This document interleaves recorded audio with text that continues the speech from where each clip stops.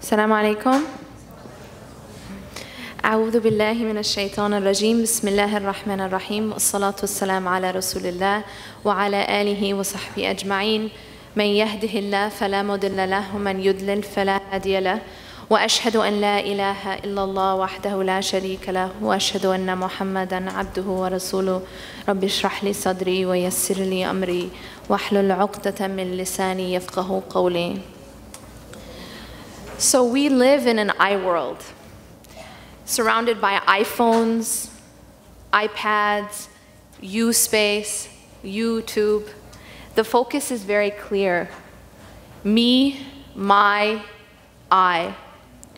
One needs not look very far to see this obsession with the self. In order to sell, advertisers must appeal to the ego.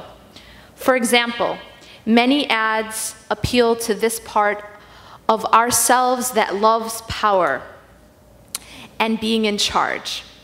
For example, DirecTV tells you, don't watch TV, direct TV. Yogurtland says, you rule. Welcome to the land of endless yogurt possibilities where you rule the portions, the choices, and the scene. But advertisers aren't the only ones who appeal to our ego. There is a global phenomenon that provides a breeding ground and platform for that very ego, and it's called Facebook. Now, I'll be the first to assert that Facebook can be a powerful tool for good. It is, like many other things, what you make of it. A knife can be used to cut food, or it can be used to kill someone. Facebook can be used for great good. After all, it was Facebook that helped facilitate the toppling of a dictator in Egypt. Facebook can be used as a powerful tool to organize, call, remind, and unite. Facebook can also be used to strengthen our connection with God and to each other. Or Facebook can be used to strengthen the hold of our nafs, our lower self and ego. The Facebook phenomenon is an interesting one. In each and every one of us is an ego. It's the part of ourselves that must be suppressed if we're to avoid the fate of Anakin, who turned to the dark side. The danger of feeding the ego is that as the ego is fed, it becomes strong. When it becomes strong, it begins to rule us. Soon we're no longer in control, and we're no longer slaves to God. We become slaves to our own selves. The ego is the part of ourselves that loves power.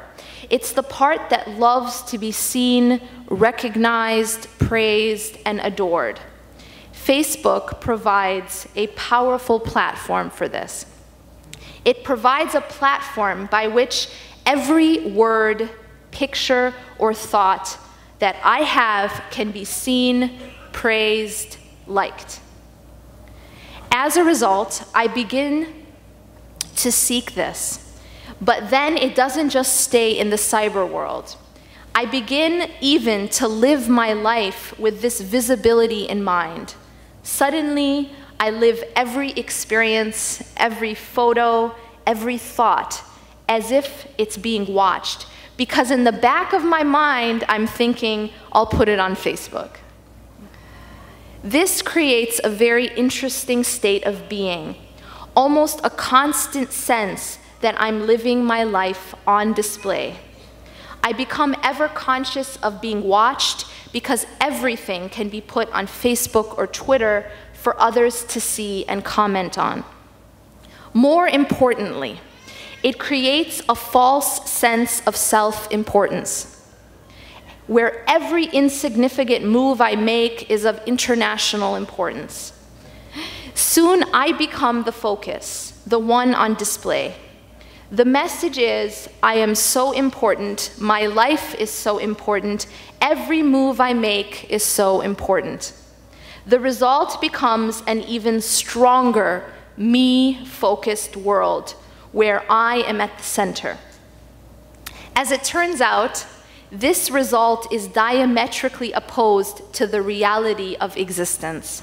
The goal of this life is actually to realize the truth of God's greatness and my own insignificance and need before Him. The goal is to take myself out of the center and put Him there instead.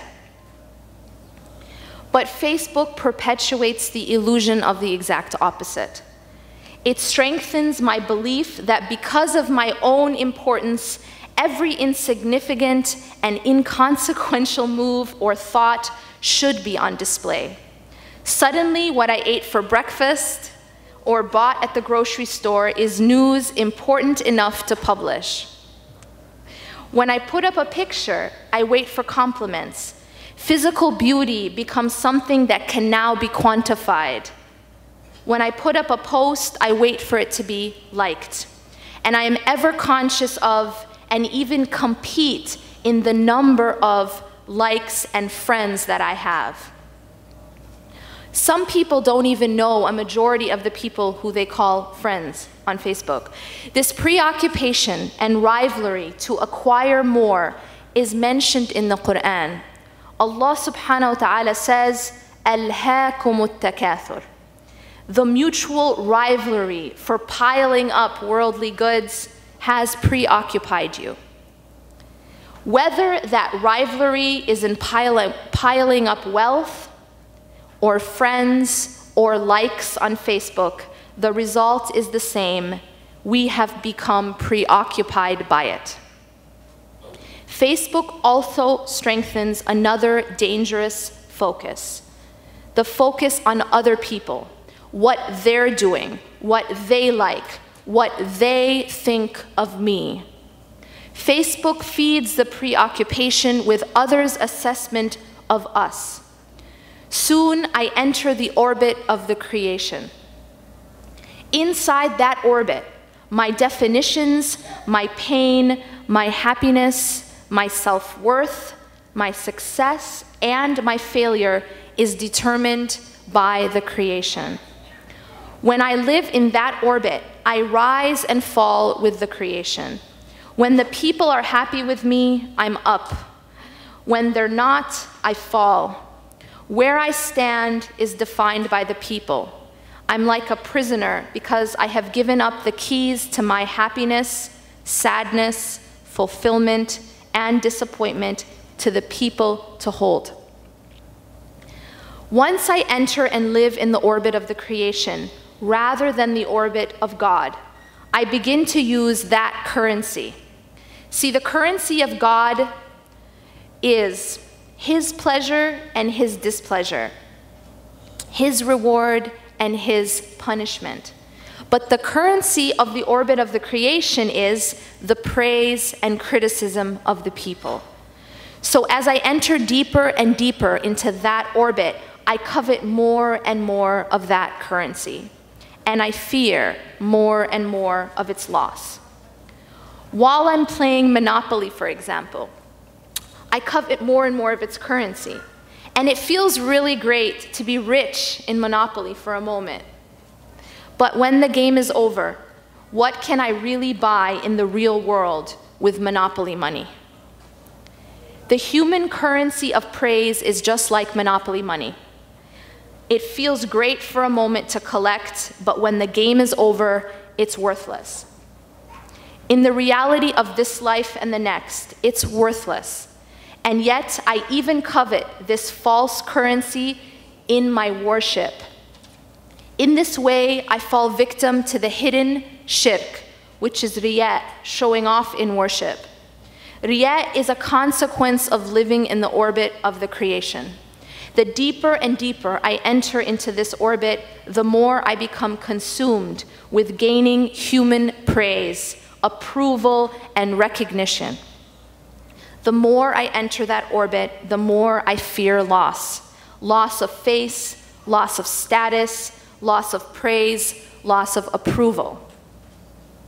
But the more I fear the people, the more I become enslaved. True freedom only comes when I let go of the fear of anything or anyone other than God.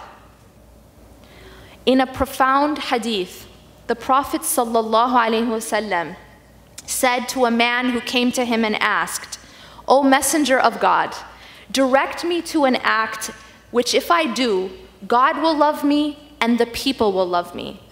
And the Prophet ﷺ said, "Detach yourself from the world and God will love you. Detach yourself from what is with the people and the people will love you."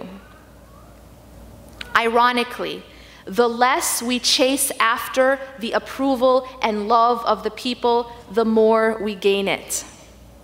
The less needy we are of others, the more people are drawn to us and actually seek our company. This hadith teaches us a profound truth.